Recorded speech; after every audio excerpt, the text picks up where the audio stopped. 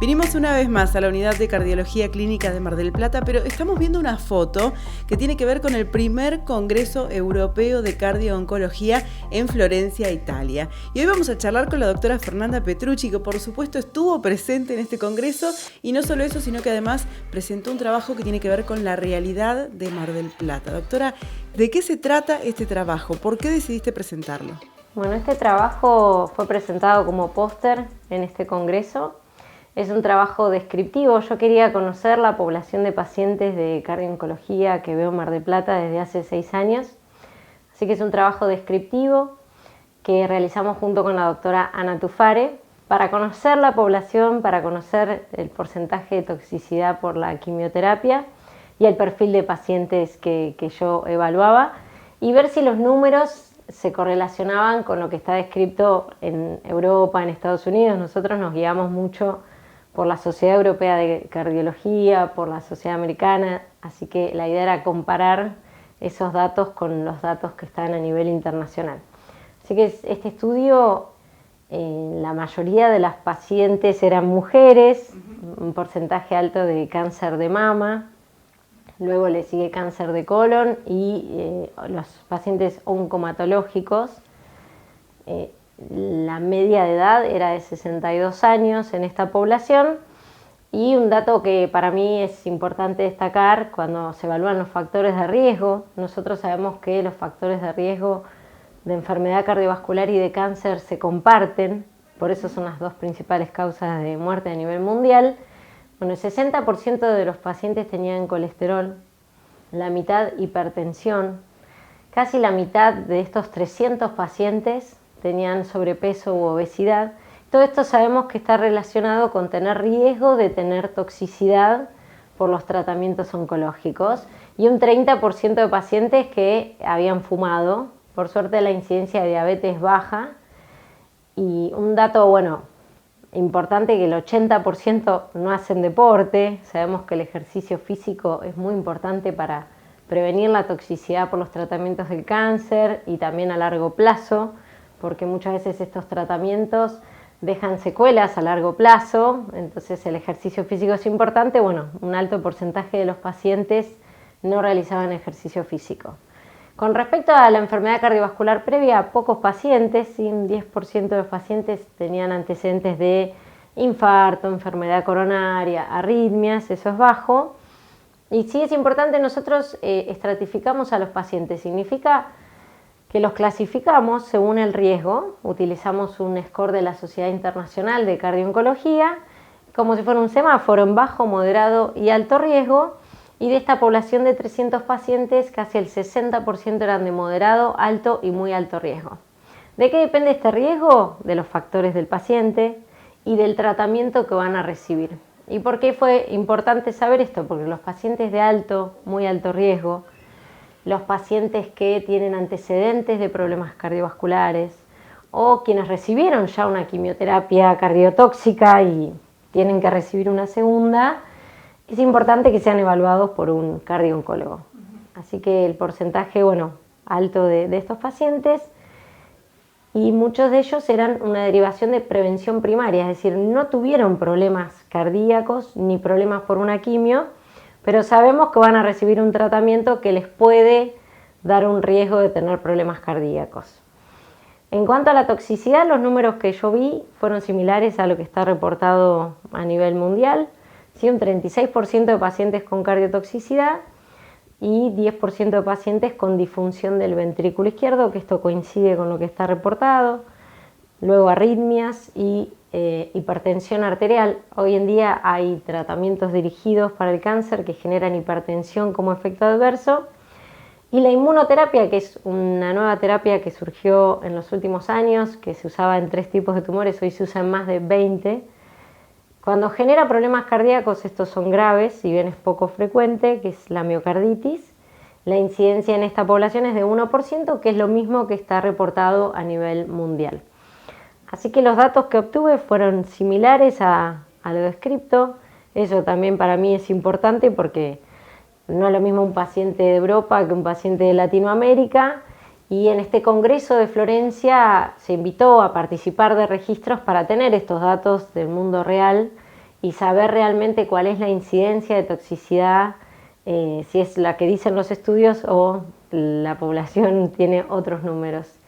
Un dato que fue llamativo para mí y que también me lo había preguntado a la hora de desarrollar este estudio con la doctora Tufare, era si nosotros estamos muy enfocados en la toxicidad de mama y no en otros tipos de tumores, y quienes tenían más toxicidad eran el cáncer de endometrio y el riñón, y no tanto mama. Entonces, una reflexión que yo obtuve fue, bueno, nos tenemos que ocupar de todos los tipos de tratamiento. Ya sabemos que las antraciclinas, la radioterapia, bueno, hay algunas drogas que son sabidas que generan toxicidad, pero todas estas nuevas terapias, que no sabemos a largo plazo las consecuencias que pueden llegar a tener, tenemos que ocuparnos también de esos pacientes. Vos hablaste de algunos factores de riesgo que los pacientes traían previamente al tratamiento. Ahora, ¿qué pasa con los que se agregan después a partir de la toxicidad de la medicación que reciben? Sí, hoy se está estudiando con respecto a la inmunoterapia, se está estudiando si progresa la placa de colesterol, acelera la placa de colesterol, así que eso es un desafío para nosotros a futuro. Y muchos pacientes oncológicos luego del tratamiento se vuelven sedentarios, aumentan de peso y empiezan a tener estos factores de riesgo. Esto está descrito en los supervivientes al cáncer en la infancia. Cuando se comparan los niños que tuvieron cáncer con los que no, en la vida adulta tienen más hipertensión, más obesidad, más diabetes. Y lo mismo pasa con los adultos. Un gran porcentaje de pacientes se vuelve sedentario.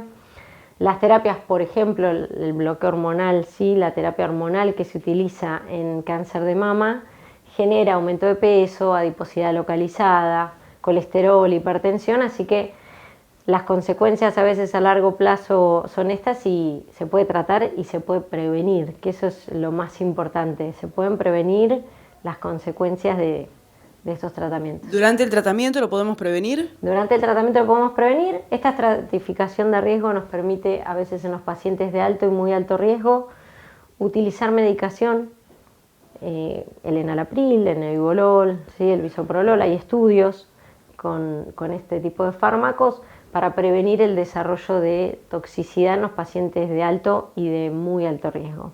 Por eso es importante la evaluación pretratamiento. Y sobre esto, cuando realicé el estudio, en los primeros años los pacientes eran derivados cuando tenían un problema cardíaco por la quimio. Y cuando yo evalué la principal causa de derivación, hoy en día es la evaluación prequimio. Y eso tiene que ver con que a lo largo de estos 6 años se ha logrado un trabajo en equipo, se ha logrado un trabajo junto con oncólogos y hematólogos y derivar al paciente antes para tener estudios basales y luego, si desarrolla toxicidad, poder compararlos. Bueno, eso fue un cambio que también vi a lo largo de estos años con respecto a los pacientes de Mar del Plata. Son pacientes que además requieren vigilancia y seguimiento permanente, tanto antes como durante el tratamiento y después también. Después también, el seguimiento depende si el paciente tuvo un problema cardíaco o no. Los pacientes que no tuvieron problemas cardíacos se hacen un control dentro del año. Y luego lo que se recomienda es que se hagan un electro todos los años y que esa consulta permite también controlar la presión, la diabetes, estos factores de riesgo como dije. Cada 5 años se tiene que hacer un ecodoppler y una prueba de esfuerzo en quienes recibieron tratamientos tóxicos, ¿no? En todos los pacientes que recibieron quimio. Y la radioterapia solo si fue irradiado el corazón. Si no, no, esto es importante aclararlo.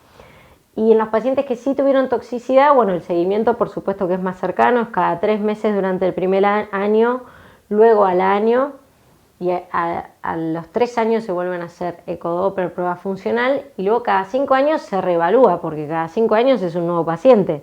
Tal vez tenemos un paciente que no tenía hipertensión ni diabetes, y a los 5 años desarrolla algún factor de riesgo que no tenía. Podemos, vos lo decías hoy también, mientras se va realizando el tratamiento del cáncer, ir puntualizando en algunos factores muy específicos que tienen que ver con evitar daños mayores después, en el futuro. Sí, se puede optimizar.